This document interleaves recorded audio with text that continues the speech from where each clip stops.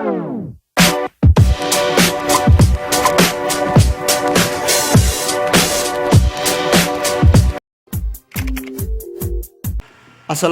warahmatullahi wabarakatuh. Salam pramuka. Kakak-kakak dimanapun berada serta adik-adik pramuka penggalang yang kakak banggakan. Alhamdulillah pada kesempatan hari ini kita bisa kembali melaksanakan kegiatan ekstrakurikuler pramuka virtual Budak PMTS Negeri 1 Banyumas. Ya, semoga kita semuanya senantiasa dalam lindungan Allah Subhanahu wa taala. Baik adik-adik, materi kita hari ini adalah peta panorama.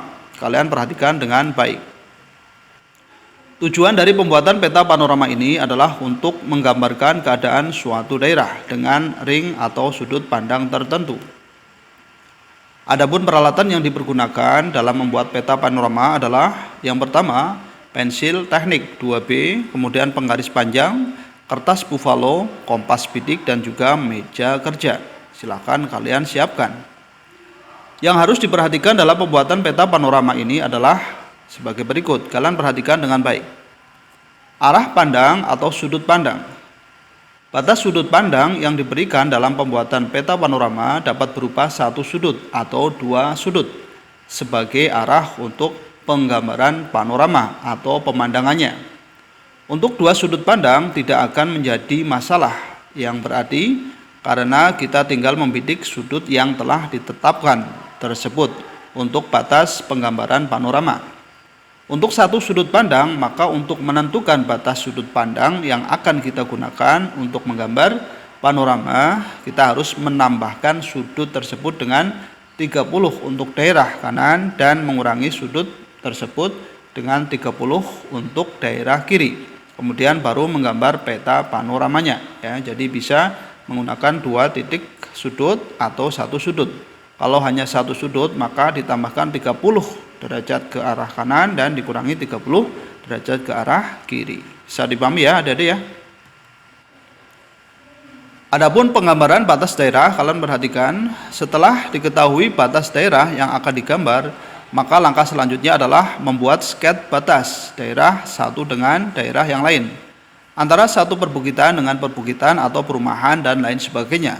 Untuk penggambaran sekat ini dibuat setipis mungkin ya, karena hanya sebagai pembatas saja. Oke, jadi buatlah sekat-sekat dulu yang tipis ya, karena ini hanya sekedar batas saja. Adapun pembuatan arsiran ini penting ya untuk kalian perhatikan. Untuk pembuatan arsiran ini merupakan tahapan penting dalam membuat peta panorama. Yang perlu diperhatikan adalah untuk daerah yang dekat dengan pandangan kita, maka arsirannya dibuat berdekatan ya. Sekali lagi, apabila ada wilayah atau daerah yang berdekatan yang dekat ya dengan daerah kita, maka arsirannya dibuat berdekatan atau rapat.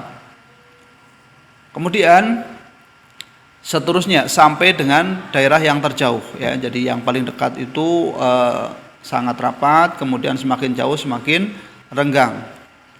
Arsiran horizontal digunakan untuk daerah lautan ya, ini yang mendatar, ini untuk lautan. Arsiran tegak digunakan untuk gunung ya, yang tegak itu untuk gunung, sedangkan untuk daerah yang landai seperti perumahan, pepohonan, maka arsirannya dibuat ya, kakak ulangi. Sementara untuk daerah yang landai atau seperti perumahan, pepohonan, maka arsiran dibuat agak miring ya, atau mendekati horizontal. Untuk daerah yang agak curam seperti perbukitan atau jurang terjal, maka arsirannya dibuat miring mendekati tegak ya. Nanti kita akan contohkan ya. Jadi yang landai itu untuk daerah perumahan, pepohonan ya. Kemudian untuk yang vertikal itu untuk gunung ya yang berdiri, kemudian yang horizontal atau mendatar itu untuk yang lautan. Arsirannya seperti itu. Kemudian pembuatan arah utara. Kalian perhatikan, arah utara ini diperlukan untuk mengetahui posisi menggambar kita dan juga sekaligus sebagai koreksi apakah arah yang digambar itu sudah benar.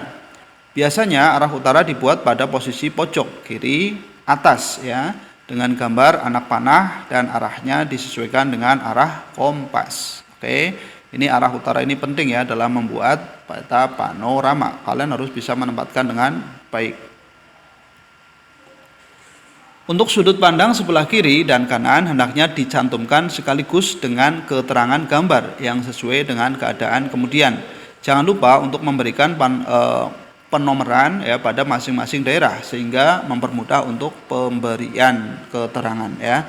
Jadi nanti silakan dikasih nomor masing-masing daerah wilayah yang sudah diarsir ya, biar nanti pemberian keterangan nama atau tempatnya itu jelas. Oke. Nah, ini kita akan ke contoh sebelum ke tugas ya. Kalian perhatikan ini contohnya seperti ini. Kalian perhatikan dengan baik. Ini adalah daerah nomor 4, ini adalah gunung ya. Jadi ini adalah gunung, arsirannya itu tegak dan jarang-jarang karena jauh dari pandangan kita. Kemudian nomor 2, ini adalah contoh dari bebatuan ya. Ini agak curam ya, makanya dibuat agak miring. Kemudian nomor 3 itu adalah ladang. Nah, ini ladang ini dibuat agak miring juga tapi tidak terlalu curam ya, karena ini adalah ladang. Kemudian ini nomor yang D ini adalah rumah, ini rumah ya, arsirannya ini dibuat landai seperti ini. Baik, kemudian ini sudut pandang ditentukan ya, ditulis sebelah kanan dan sebelah kirinya.